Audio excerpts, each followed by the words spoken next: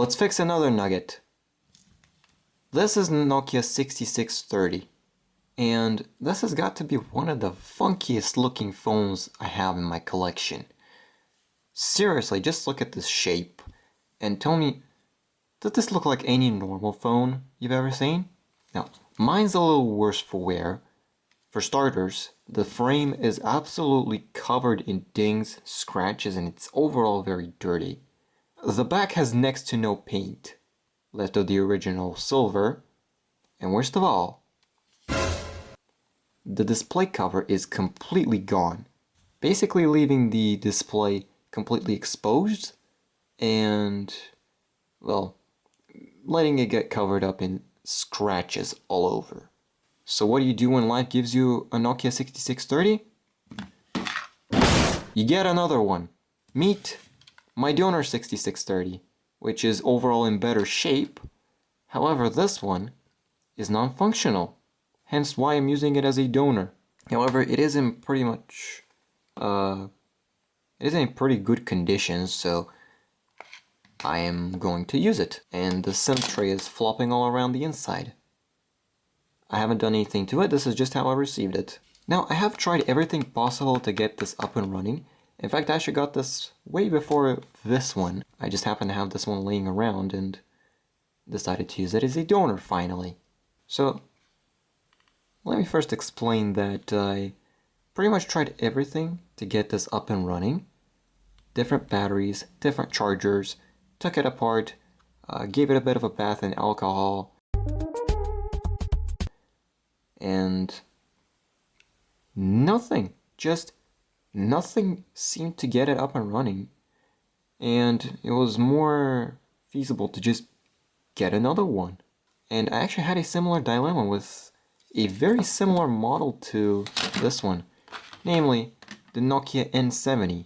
However, I did not make a video about it because I did not have a YouTube channel back then. Or well, I did, but it just wasn't active. And as you can see now, it is in pretty good condition. So let's do the same to this one. And just to show what's wrong with this one, well, it does work. It powers on. However, the buttons have no tactile feedback. And like, half the keypad does not even work.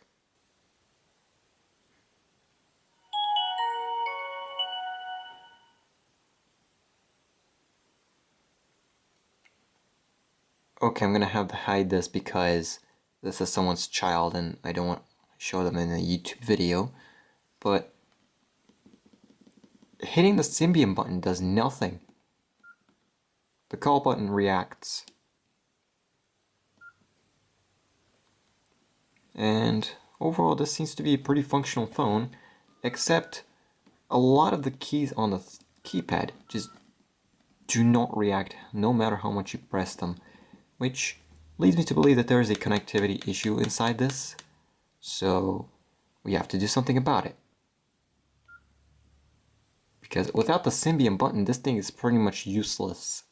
Let's also do something about that.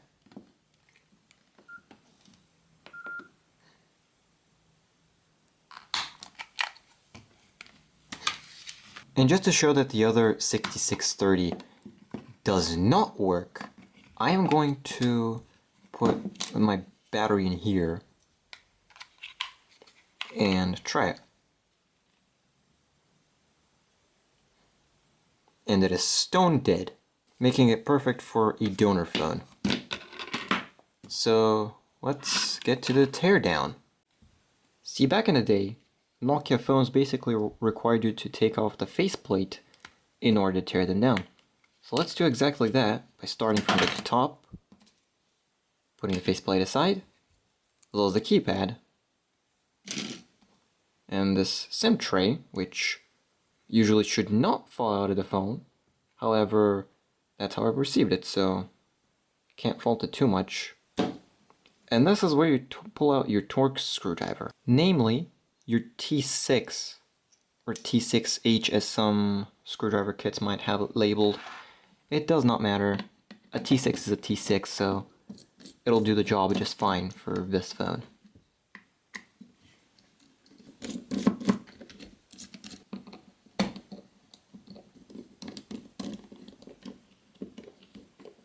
Someone really tightened their screws on this one.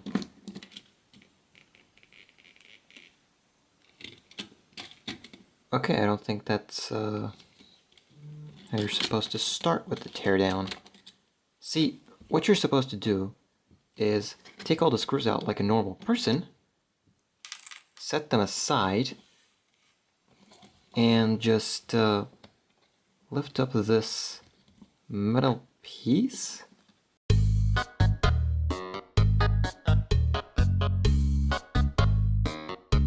I'm just gonna do it the way I know, by taking off the back, putting it aside, and maybe folding it out of the way, and that seems to do the job. Unplug the screen connector, and there we go. And this is the main board. We're just gonna toss this aside because it's unusable. Everything seems pretty clean on the inside. However, I'm gonna have to figure out how to get this shield off, because this ribbon cable seems really short, and I'm gonna be able to somehow I'm gonna have to be able to plug it back in.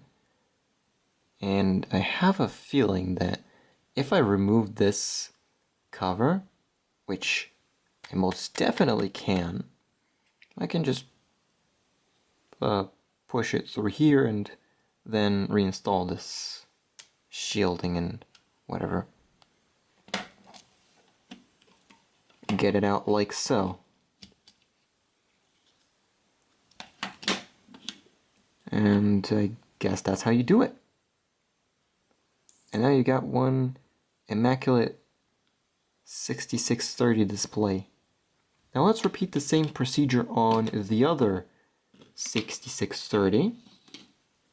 We repeat everything in the same order, starting from the top and gently finishing at the bottom, except here we're going to need a guitar pick because this seems like it has never been taken apart before.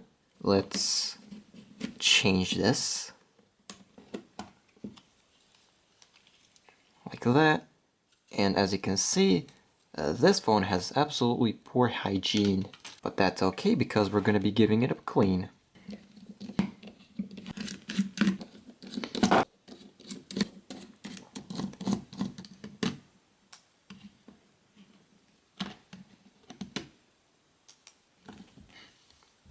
And repeat the procedure by removing this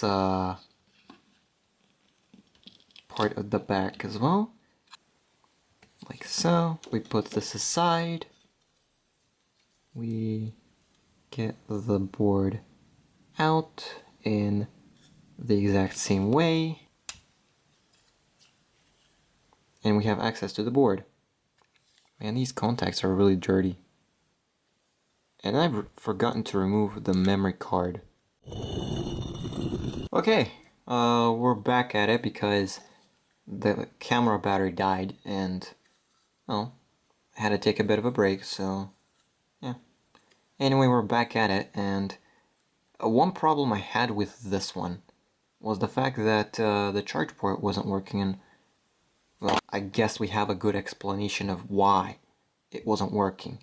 Because this entire board is very dirty, and yeah, we're just gonna have to clean it up because we have no other choice. Otherwise, these micro switches are in pretty good condition. All we have to do is just swap over the buttons. But first, let's take care of the problem with the charge port by first getting a cotton swab and dousing it in alcohol because this phone likes to get drunk. Clean up the pads on this silly little charge port that is off to the corner for some reason.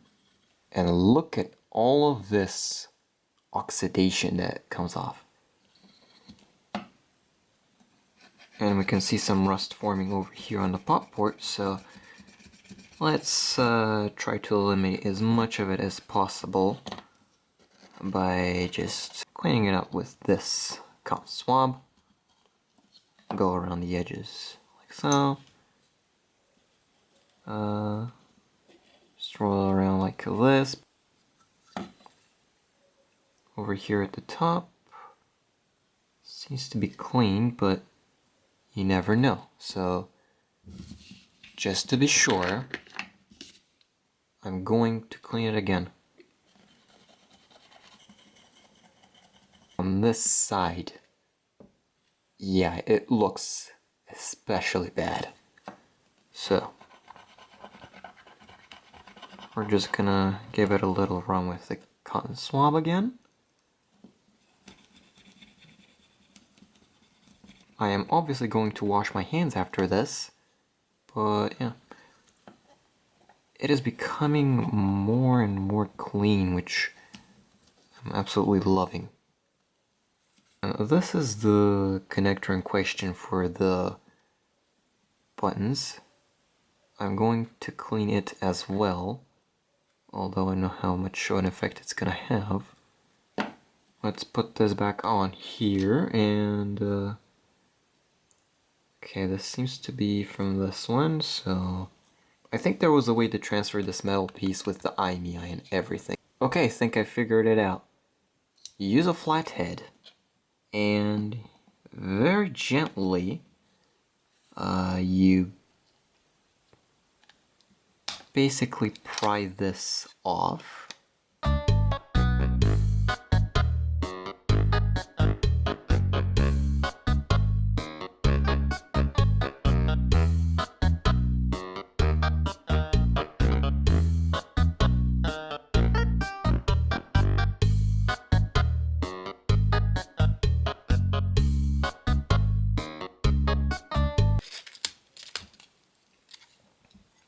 Okay, finally got it out.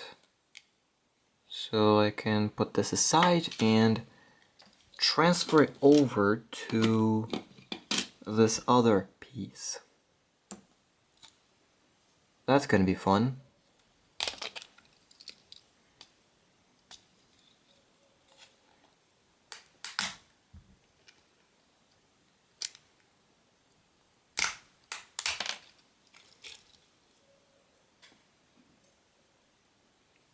And we got it out.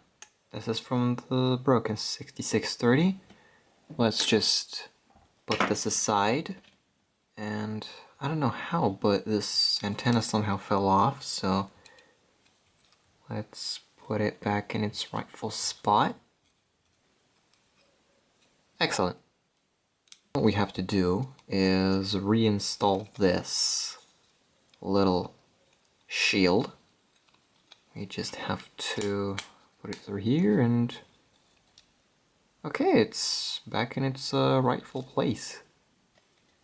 Okay, we can put the board back in. Next step is putting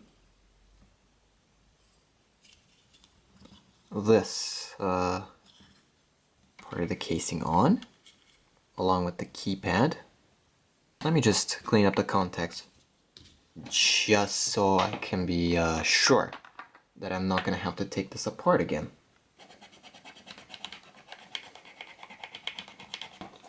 So we can just put it together now. Just have to clip the two halves together, like this. This is the display with no scratches.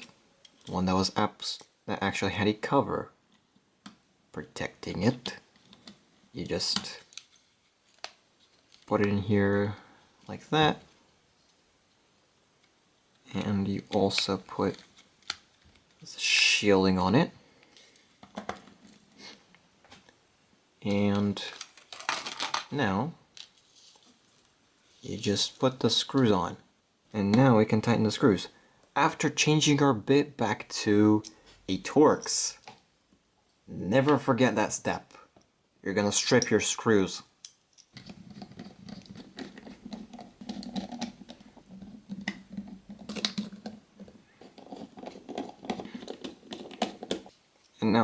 before we put the faceplate back on, let's just see if this thing is still alive.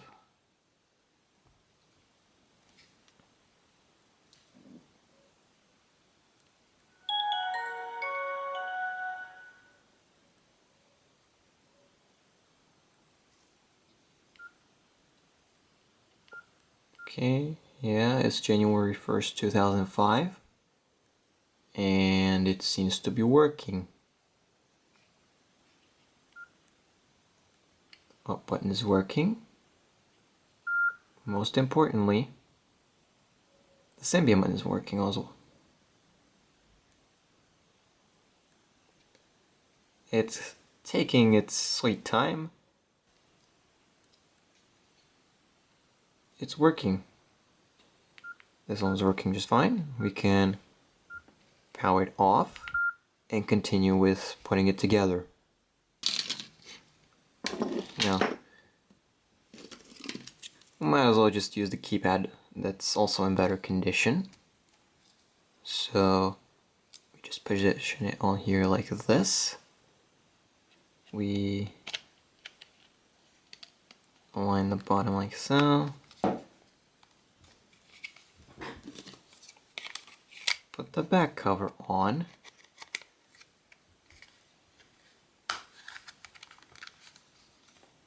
And there it is. Our beautiful 6630 is now in better condition. Ignore this crack. That totally does not exist. Unlike the N95, this one doesn't have a exposed LCD, because my N95, as you can see, has a lot of scratches all over the polarizer layer. It is in otherwise pretty good condition, but like, it is kind of annoying having all these scratches, but I guess that's just normal for these N95s. Something really important I forgot to test. Did I fix the charge port? Dang it. Actually, you know, this might actually be because of the battery I'm using. It's a later model BL5CA or BL5CB. And these are known to be fussy with older Nokia models. So let me test another battery. I know this is an incredibly stupid idea, but I'm going to use my bloated BL5C. So let's just swap this one out. And let's see if it works. And yeah, I'm using this 2330, I think. Yeah, it's a 2330.